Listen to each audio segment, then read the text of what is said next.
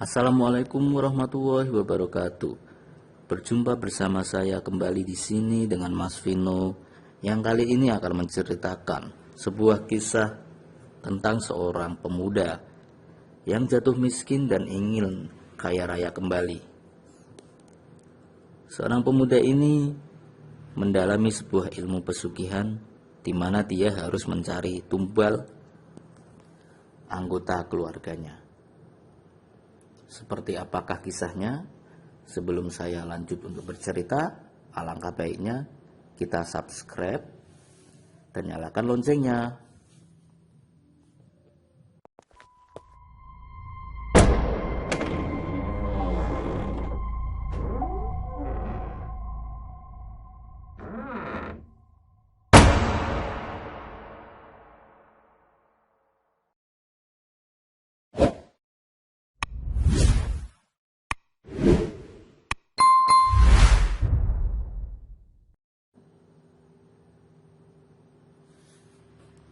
Sebut saja dia Reno. Ia merupakan salah satu anak konglomerat pemilik perusahaan batu bara yang sangat terkenal. Reno selalu hidup dalam kemewahan. Setiap harinya ia hanya memikirkan bagaimana menghabiskan uang orang tuanya dan meminta lagi uang kepada mereka. Setiap hari Reno selalu berpenampilan elit dan membawa mobil mewah dengan keluaran terbaru. Namun sayang, semua kenikmatan yang Reno rasakan itu tiba-tiba sirna bak ditelan oleh bumi.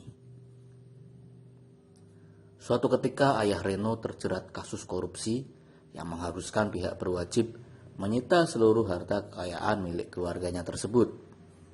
Bahkan seluruh rekening milik Reno juga turut disita dan diblokir untuk barang bukti kasus korupsi yang menimpa ayahnya tersebut. Berada dalam situasi yang sulit seperti itu membuat Reno marah dan frustasi. Kini ia harus memikirkan bagaimana bertahan hidup setelah seluruh harta kekayaannya hilang seketika.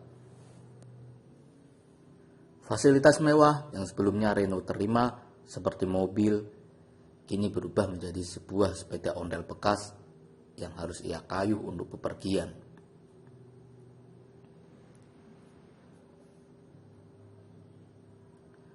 Beberapa hari setelah kejadian penangkapan ayahnya tersebut, Reno memutuskan untuk mulai mencari pekerjaan untuk bertahan hidup.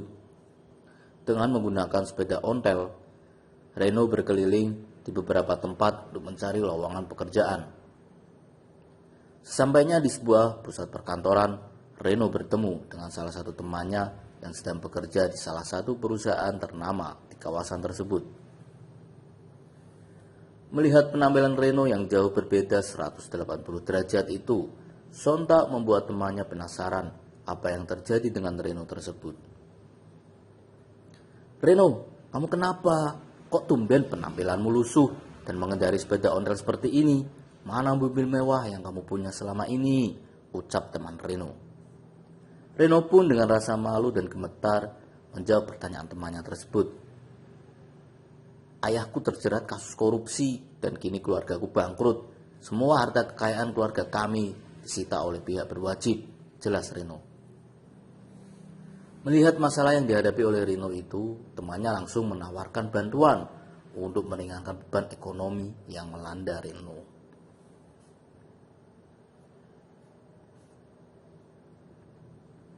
Ia memberitahu apa rahasia dia bisa sukses seperti saat ini tanpa bantuan orang tuanya.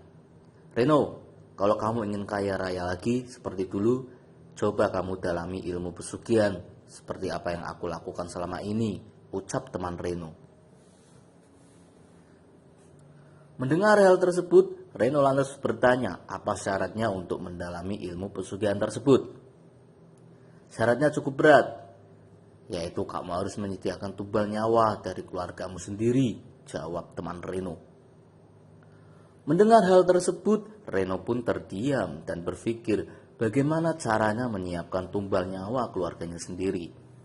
Namun Reno berterima kasih kepada temannya itu dan bergegas pergi untuk membicarakan ini semua keluarganya. Sesampainya di rumah, Reno pun menjelaskan niatnya untuk mendalami ilmu pesugihan kepada keluarganya. Tak disangka keluarganya pun setuju dengan niat Reno tersebut. Namun Reno juga menjelaskan syarat yang harus dipenuhi untuk bisa mendalami ilmu pesugihan, yaitu dengan menyiapkan tumbal nyawa dari keluarganya sendiri.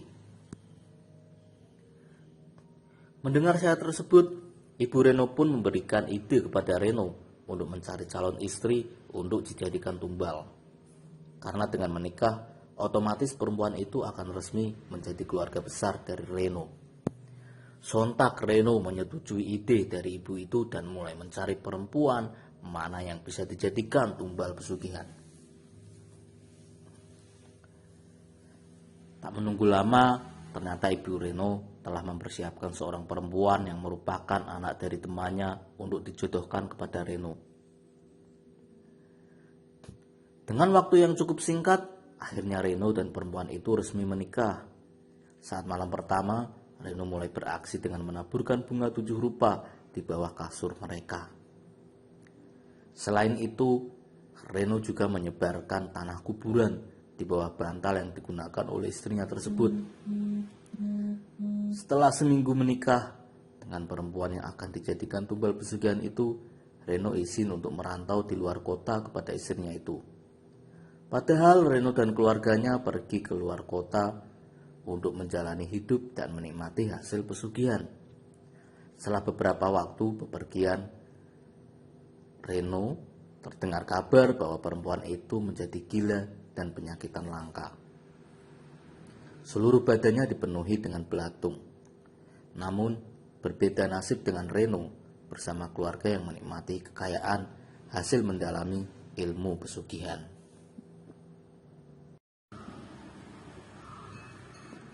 Istilah cinta ditolak, dukun bertindak, seakan menjadi kalimat yang menakutkan bagi sebagian orang. Namun rupanya hal itu masih terjadi dan terbukti dilakukan untuk melakukan seorang, bahkan untuk membalaskan dendam. Seperti tragedi yang terjadi di kota D, seorang gadis berusia 18 tahun bernama M harus menjadi korban sebuah serangan gaib yang membuatnya harus tertidur alias koma selama 3 bulan. Cerita ini adalah sebuah kisah nyata berdasarkan kesaksian langsung dari praktisi supranatural yang bernama Ki Geni Saketi. Dalam kejadian itu, ia harus menyaksikan gadis tersebut hanya terbaring tak berdaya dan tak sadarkan diri di sebuah rumah sakit. Kisah ini berawal dari kerabat M yang meminta Ki Geni ikut menjenguk M untuk melihat perkembangan kesehatan M yang sudah di bulan ketiga masih saja belum sadarkan diri. M yang awalnya kejang-kejang dan pingsan terpaksa dirawat di rumah sakit daerahnya. Akhirnya harus dipindahkan ke rumah sakit besar karena kondisinya yang melemah. Namun hingga berbulan-bulan, dokter masih belum mengetahui apa penyakit yang diderita M. Hal ini seakan mengundang keanehan bagi Ki Geni karena tidak mungkin seorang dirawat tanpa menderita sakit apapun.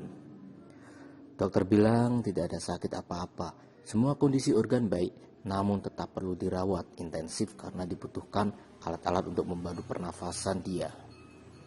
Cerita Ki Geni ke Urbanesia. Ia pun seakan kembali dalam memori 2 tahun lalu saat dirinya berada di ruangan rumah sakit dengan melihat kondisi korban yang hanya bernapas dan memejamkan mata. Ki Geni bercerita keluarga sempat putus asa dan pasrah karena sebelumnya mereka juga telah memanggil orang pintar untuk membantu menerawang apa yang sebenarnya terjadi pada M. Namun semua sia-sia karena semua tak kunjung ada perubahan. Setelah menjenguk di rumah sakit, keluarga dan kerabat termasuk Ki Geni memutuskan berkunjung ke rumah si korban M untuk mencari tahu lebih dalam keanehan tersebut.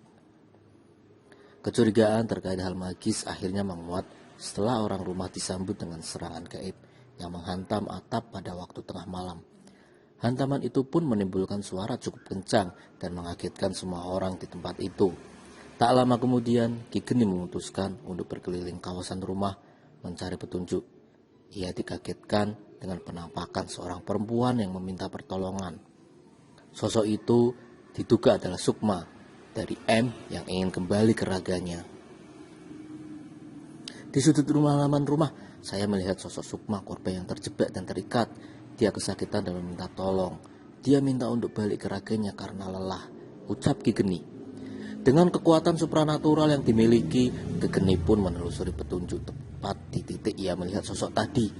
Akhirnya ditemukannya sebuah benda yang diduga sengaja ditanam di tempat itu dan terdapat benda aneh yang berkaitan dengan kejadian tersebut.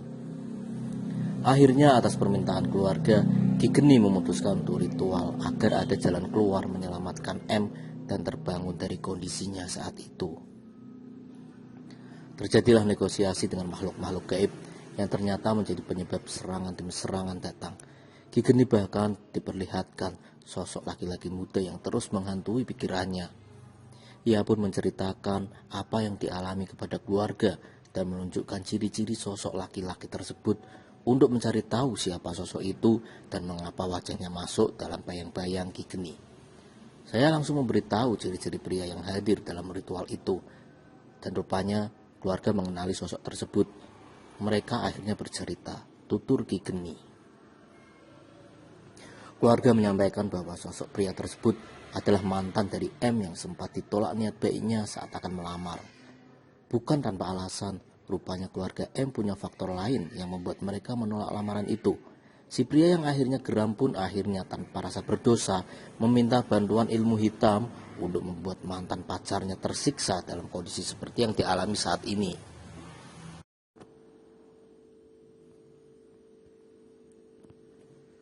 Dia nekat pakai santet karena sakit hati dan ingin balas dendam. Dia buat si korban ini jadi tak berdaya, cerita Ki Geni. Akhirnya, dengan negosiasi yang cukup panjang selama ritual, Ki Geni pun berusaha membebaskan Sukma si gadis tersebut dan melakukan pembersihan di sekitar lokasi agar terhindar dari serangan-serangan jahat di kemudian hari. Tak lama kemudian, Ki Geni dan keluarga langsung kembali ke rumah sakit untuk mengecek langsung kondisi M. Berkat keajaiban Tuhan, M yang 3 bulan hanya terbaring tak sadar di rumah sakit, mulai memberikan respon lewat gerakan jari tangan, kaki, dan membuka mata perlahan. Di hari keempat, M sudah mulai bisa bicara sedikit demi sedikit dan mulai bisa berinteraksi dengan keluarganya.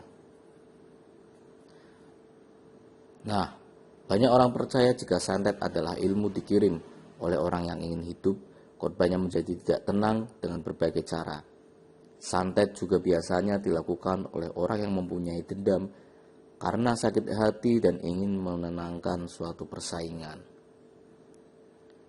Dari kisah di atas bisa kita simpulkan bahwa cinta bisa membuat orang menjadi buta benar adanya. Segala cara pun terkadang mereka halalkan agar melihat orang lain yang membuat sakit hatinya menjadi tersiksa dan sengsara.